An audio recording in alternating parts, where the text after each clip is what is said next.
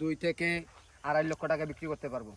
তো দর্শক, আমরা আজকে আসছি কুমিল্লা জেলা বরুচন থানা বাক্সমুল গ্রামের একটা ফসলের জমিতে, যেখানে বহু বছর ধরে এই মরিচ চাষ করা, যার কারণে এই নামটা হচ্ছে মরিচ মুচ্চারা জায়গাটার নাম। তো এক ভাইকে জিজ্ঞাসা করব, ভাই আপনি এখানে কি করতেছেন? ভাই আমি এখানে মরিচ পাড়তেছি। তো আপনার মরিচ গাছের ফলন কেমন? এই এলাকাতে তো মুচ্চারা জায়গাটার নাম, তো ফলন কেমন এই জায়গাটা? ফলন মোটামুটি ভালো। আপনার ফলন হচ্ছে গাছের উপর ডিমান্ড করে, চারার উপরে ডিমান্ড করে। আপনি মনে করেন না, মরিচের ভিতরে অনেক ধরনের জাত আছে। 1701 আছে, 20+ আছে, 1+ আছে, তারপর যে আপনার হাইব্রিড আছে, তারপর 717 আছে, 701 আছে। তো আমি যে এখানে মরিচ লাগাইছি, আমার মরিচটা হচ্ছে আপনার 20+। 20+। আচ্ছা, এটা আপনার গাছটা একটু হালকা ছোট হয়, মানে একটু বাড়ি।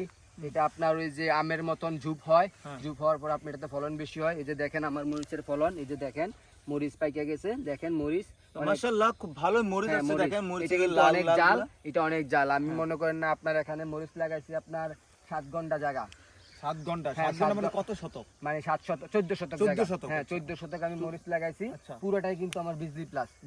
হ্যাঁ, এখানে পাই আমার যদি মরিচ যেভাবে ফলন আসছে, পাই আমি 2 থেকে 2.5 লক্ষ টাকা বিক্রি করতে পারবো।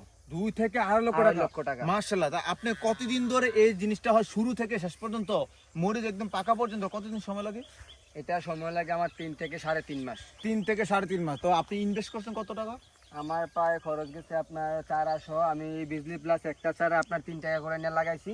আমি চারা লাগাইছি প্রায় 2000-এর উপরে। তো আমার আনুমানিক খরচ গেছে 1 থেকে 1.5 লাখ টাকা। 1 থেকে 1.5 লক্ষ টাকা আনুমানিক খরচ গেছে। তো আপনি বিক্রি করলে প্রফিটে হয়তো সবকিছু মিলে 2 থেকে 2.5 লক্ষ টাকা হবে। তাহলে আনুমানিক আমি 3 থেকে 4 মাসের মধ্যে আপনার প্রায় 1 লক্ষ টাকা আমার মরিচ শেষ কমপ্লিট হয়ে যাবে আমার মরিচ। মাশাআল্লাহ। দেখেন দর্শক, এখানে আপনাদেরকে যে জিনিসটা এখন বলবো, যে আপনার নাম কি ভাইয়া? আমার নাম কামাল।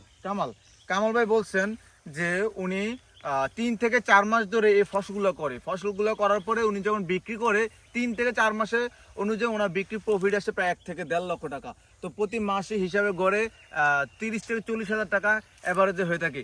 তো এরকম একটা কৃষি প্রধান দেশের মধ্যে এরকম ভাবে কৃষক আমাদের দেশটাকে ধরে রাখছে তাদের আয় এবং উন্নতির দিক দিয়ে। আমাদেরকে উচিত বাংলাদেশের সরকারকে এরকম কৃষকদেরকে ভালো মর্যাদা দেওয়া, ভালো পরিচিতি দেওয়া, যাতে তাদেরকে তাদের শ্রমটাকে তাদের ভালো একটা সুযোগ সুবিধা পায়। তো ধন্যবাদ।